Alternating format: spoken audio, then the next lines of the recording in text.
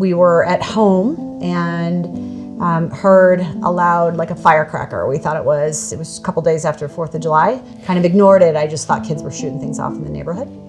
And a few minutes later, I got a text from a neighbor who was asking if everything was okay.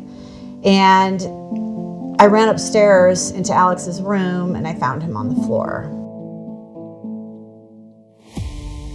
As a child, Alex was always, he had a zest for life. So whatever he did, he went 120%, or he gave 120% of his effort. And this is a kid who was climbing over the baby gate at 8 months, climbing to the top of a climbing wall, 35 feet at 3 or 4 years old. He became a real standout soccer player for Flagstaff.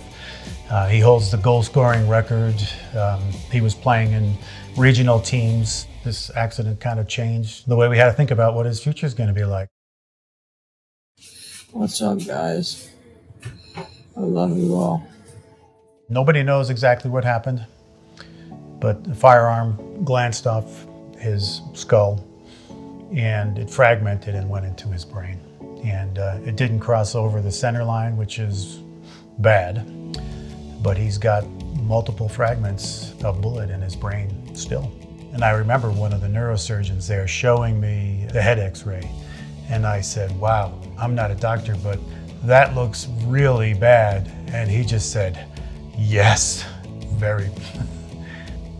Now I'm sort of running, not completely running, but I'm grabbing things, opening things, walking, hiking. I'm not gonna be playing piano anytime soon, but like, didn't expect to ever do that, so.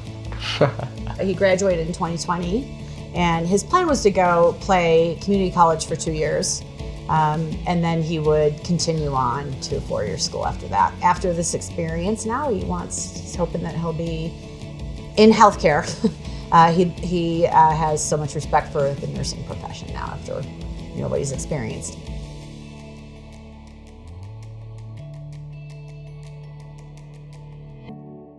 At the most basic level, I'm so grateful for the skills and the knowledge of every staff member that worked on him. So from the emergency room trauma center to the nurses that attended to him 24 hours a day. But I know that every person that touched him, walked into his room, gave everything they could. And that's why he's in such good shape today.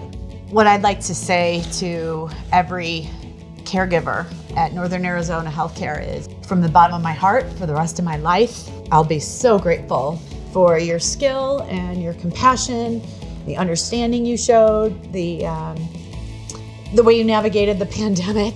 To my parents, I know that I took a lot of things that you guys did for me before for granted, but without you guys, I wouldn't have been able to make it through this. If anything, this whole thing has made us even closer. Thank you for every second you spent with him to save his life and give him back to us.